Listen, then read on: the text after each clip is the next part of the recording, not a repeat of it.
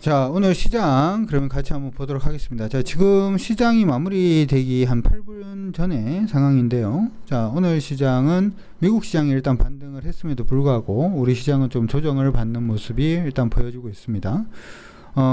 최근에 이제 계속해서 언급을 해드렸던 부분이 환율 변곡점에 대해서 좀 언급을 해드렸었는데, 일단 환율이 변곡점에 와 있기 때문에 다음 주 시장이 굉장히 좀 중요한 시장이 되지 않을까라고 일단 생각을 하고 있으니까 참고는 해 두시기 바랍니다.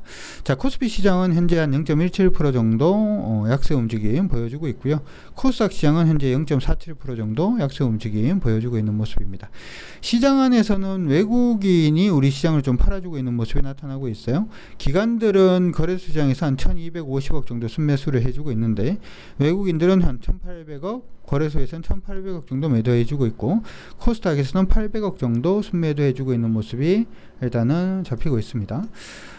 시장도 같이 조정을 받아주고 있는 모습이기 때문에 좀 불안하다 이렇게 생각을 하시는 분들도 좀 많지 않을까 이렇게 생각은 해보는데요. 지금 부분에서도 우리가 주목을 하고 있는 부분은 일단 환율 부분에 주목을 하고 있어요.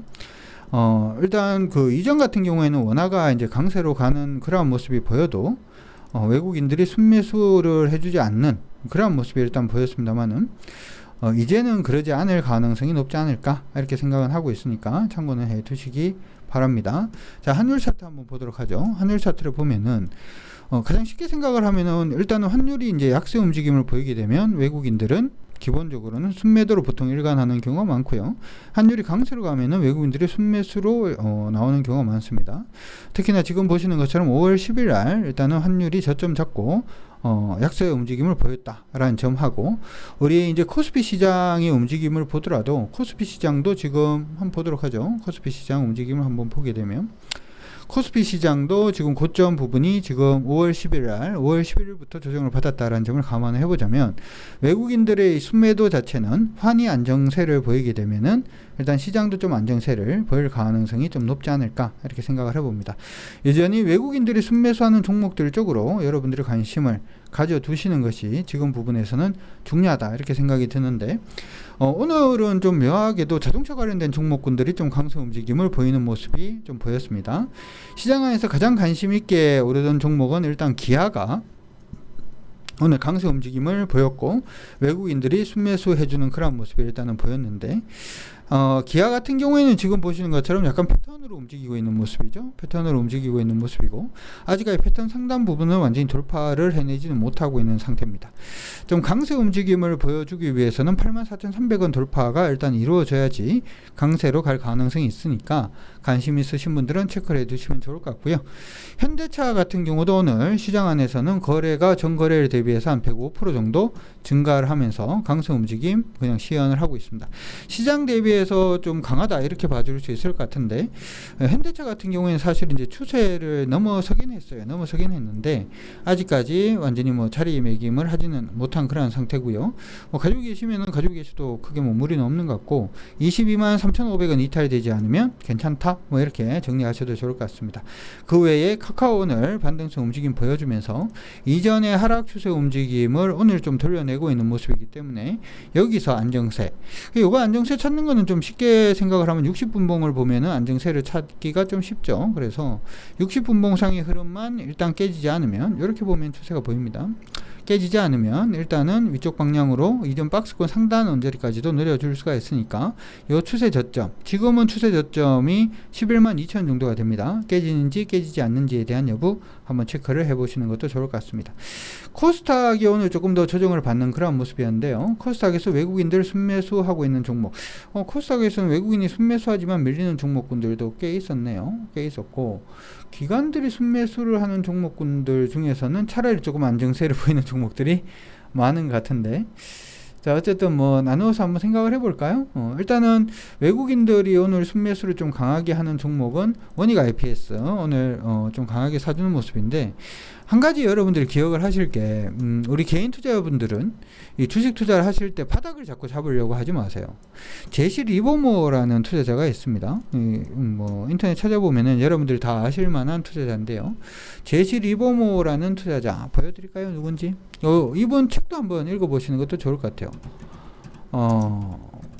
어느 투자자의 회상이라는 책이 있는데, 나중에 한번 읽어보세요. 제시 리버모어가 이렇게 생겼습니다. 이렇게 생겼는데 제시 리버모어라는 분이 계시는데 이 제시 리버모어라는 제시 리버모어라는 분께서 지금 보시면은 월가의 큰거 추세 매매의 아버지, 그쵸? 아버지가 너무 많아요, 그쵸? 라고 불리는 분이십니다. 주식 매매하는 법, 이 책보다는 어느 투자자의 회상, 요걸 읽어보면은 더 재밌어요. 더 재밌는데, 요번 같은 경우에는 15세 때 $5 가지고 주식 투자를 처음 시작을 했습니다.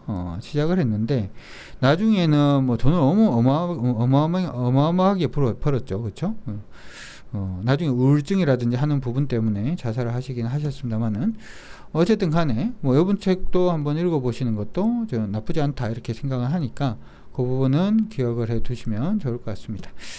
자, 어쨌든 간에 그때 그분이 했던 얘기들 중에서 무슨 얘기를 많이 하냐 하면은, 여러분 보통은 이제 이런 생각들을 많이 하죠. 주가를 고점에 팔고 저점에 사고 싶다 뭐 이런 생각들을 많이 하게 되는데, 이게 그 주식은 고점에 살 수 없고 저점에 살 수 없고 고점에 팔 수 없다라는 걸 아는 순간 나는 호구에서 중급 투자자가 되었다라는 얘기를 합니다.